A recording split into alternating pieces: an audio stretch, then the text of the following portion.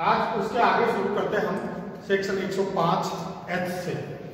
जिसमें प्रॉपर्टी के समपहरण के बारे में जो प्रोविजंस दिए गए हैं उसमें कब छूट दी जा सकती है, कब उसको वापस लौटाया जा सकता है, कब उसके बदले में पेनल्टी इम्पोज की जा सकती है, या कोई इस प्रकार का जो समपहरण किया गया है उसको कब नल एंड वॉइड डिक्लेयर किया जा सकता है। आज हम इसमें बाकी के जो प्रोविजंस है उनको देखेंगे। तो 105 हमें स्पष्ट रूप से कहती है कि कभी के मामलों में संपत्ति का समपहरण। बहुत बार ऐसा होता है कि उस प्रॉपर्टी जो है वो डिस्प्यूटेड होती है, विवादित होती है, या जिस व्यक्ति को गिरफ्तार किया जाना था उसकी प्रॉपर्टी है, उसकी प्रॉपर्टी उसके भाई बंधुओं ने उस पर पोजेशन कर रखा है।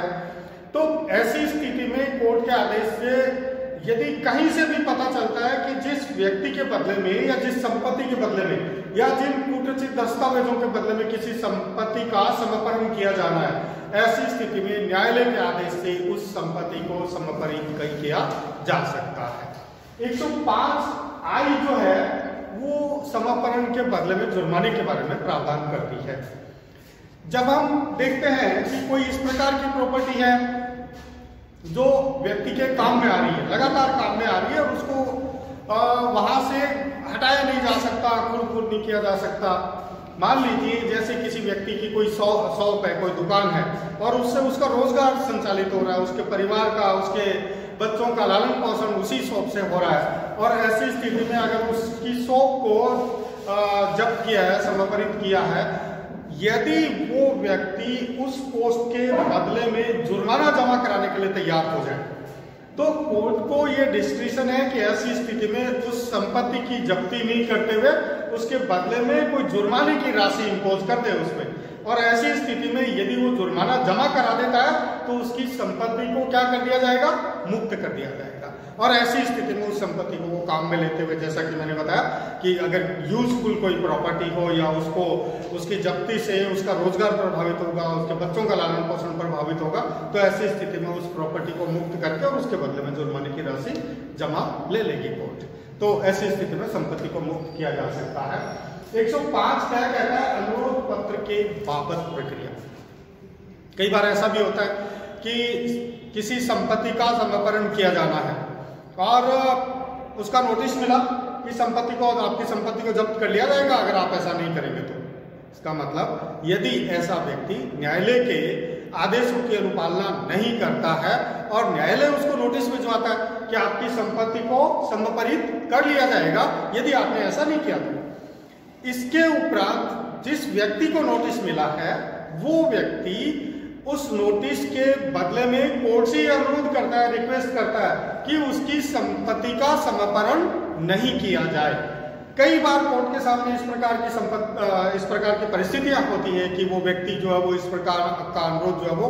झूठे रूप से कोर्ट के समक्ष दे रहा है, और इस दौरान उस संपत्ति को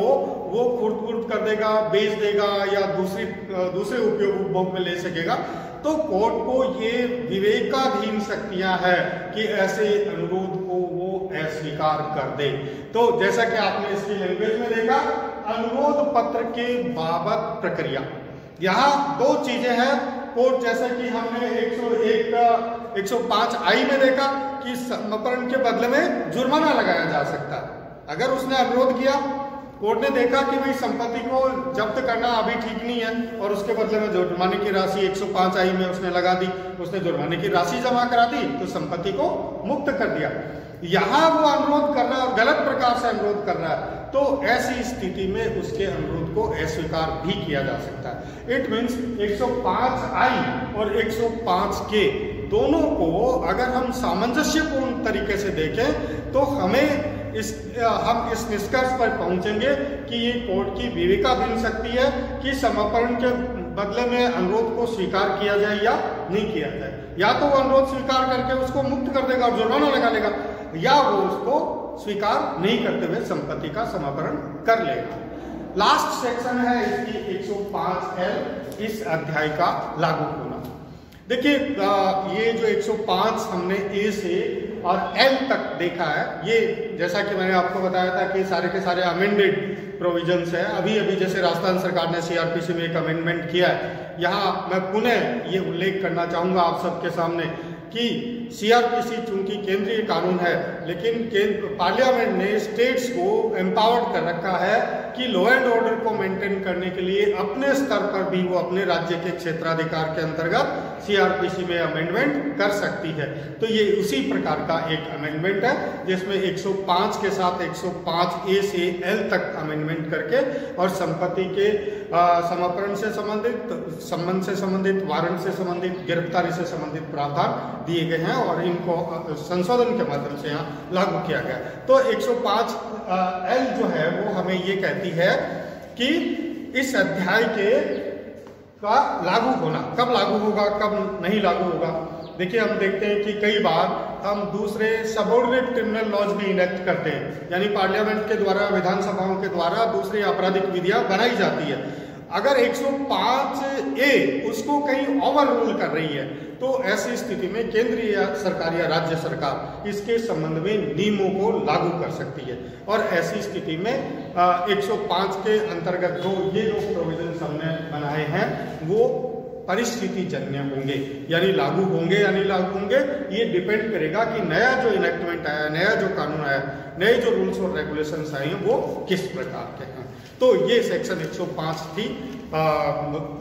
आपको ये समझ में आई होगी। अगर कोई भी